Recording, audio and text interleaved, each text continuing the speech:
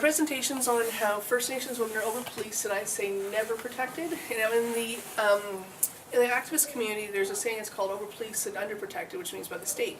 But I found in Canada, First Nations women are over-policed and just never protected by anything. Now, someone has asked me how come I'm smiling in this picture, you know? And I thought about it, and I said the reason I'm smiling is because I want the police and the state to know that they never broke me. That I'm not dead and I'm not going anywhere. And so that's why I'm smiling here, even though I'm talking about a very oppressive topic. So I'll start off and then I'll talk about the pictures. Okay, First Nations women are over-policed and underprotected because police have been conditioned to view them as disposable. For an example, Canadian police will hunt down a First Nations woman if there's a warrant for her arrest, but they will not put in the same kind of effort if she's considered missing. This here, my friend Terry Williams, she witnessed 3 women get abducted in Vancouver's downtown east side in 2003, and she gathered up the evidence and she did up her own charges, took it to the Crown, it went to court, and in the end this is what the judge said to her, that police are not obligated to investigate the abductions of women. Like, that's not their job. And so basically, she said the judge's name is July 2015, and we all know police are here actually to protect white people's property, rich people's property, which are usually white people. And so this explains why women are going missing and murdered at high rates in the downtown east side alone. If this is, you know, the mentality of a judge. There's a case here with the missing murdered women in the downtown east side, how the VPD refused to investigate because majority of the victims were of First Nations descent. The Bobby OShea case here. In 2008, a First Nations woman called the Vancouver Police Department. They responded by arresting her, throwing her in a jail cell where guards tied her feet up and left her in severe pain for hours. Recently, Bobby OShea just won her case against the city of Vancouver. She got $9,000, but she lost her case against the Vancouver Police, and so they're keeping the hobble device in effect. So they're going to keep on using it, even though she was hobbled. You said for many hours. Yes. She's tied up in the hobble device for good 2-3 hours. Sure. And then here's a case of Jamie Heller, who was a 17-year-old First Nations girl. In 2011, a 17-year-old First Nations girl believed her life was in danger. She called police.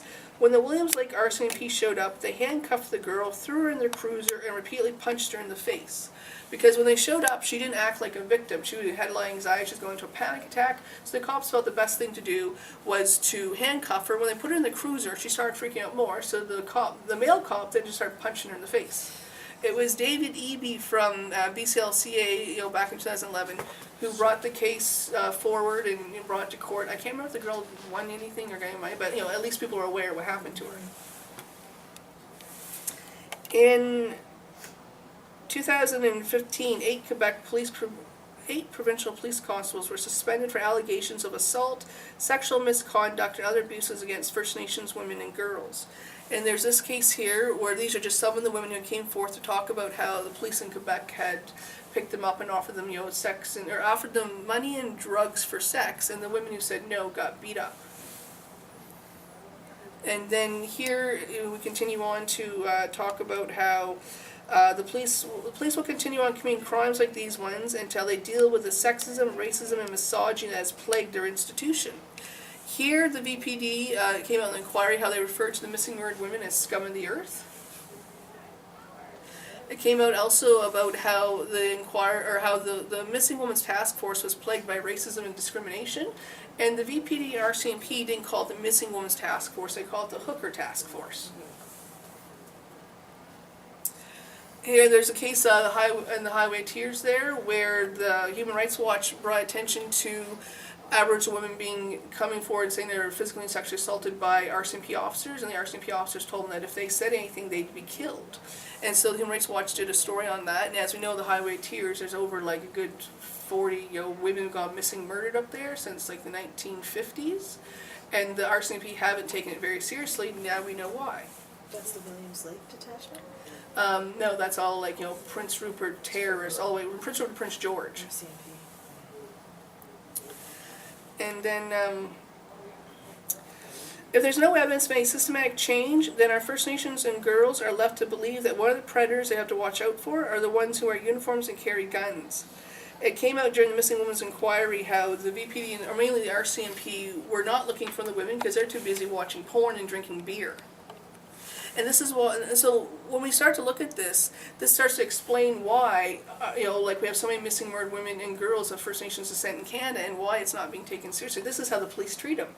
In Saskatchewan, there was a case last year about how a Saskatchewan RCMP officer arrested an intoxicated First Nations woman, took her to the jail cell. She's being flirtatious with him, and so the other cops are hitting him up, saying, "Oh yeah, take her home, take her home." So he left, came back, put on his regular clothes, came back, and took her out of the jail cells.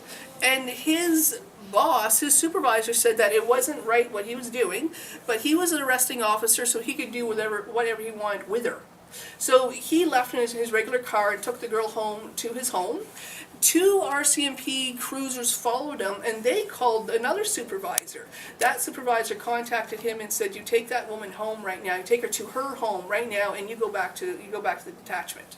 And so that's what happened. And I can't remember how, but it came out to the news.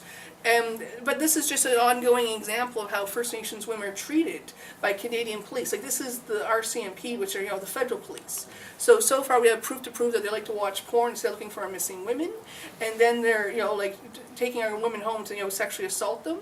There's cases in other parts of British Columbia of where they've been accused of physical and sexual assault. And so now you see why our women don't go to the police for help when they need it. And now you can see why we have such a high rate of women going missing and murdered.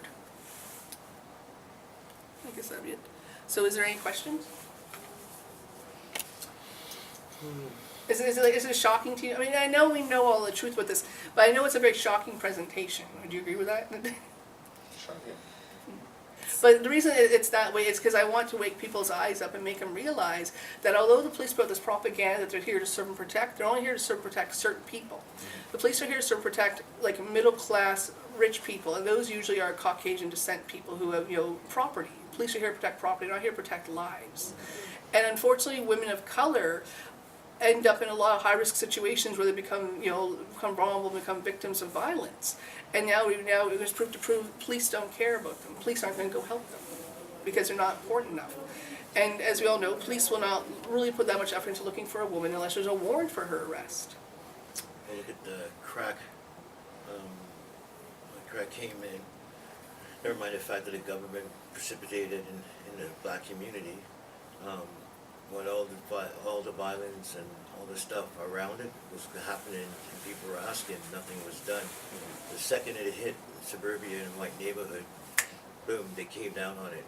To the point where this is so blatant a racist thing in the judicial system that powder, you see, if you get 5 years for powder cocaine, crack cocaine, you will get 10 years, based on race. Because more people do Addicted. crack cocaine, like in the powder, in the rock form, and more white people do powder. So you do powder, you get 5 years. You do rock, you get 10 years. But it's aimed. It's not so much. It's not about punishment or putting away people or public safety. It's about taking a set of people and putting them in jail. Right. So to stop the crying of racism, you put both people in jail. You just keep one a little bit longer than the other one. I think another reason why my presentation is a little shocking is that I really wanted to flush out the racism, sexism, and misogyny that exists within Canadian law enforcement agencies across the country. And that's why I've shown these different, like, clips, because it is shocking when you find out what your tax, dollars are going to. Like, they put out the thing, we're here to serve and protect, and then meanwhile they're doing something else. Yeah.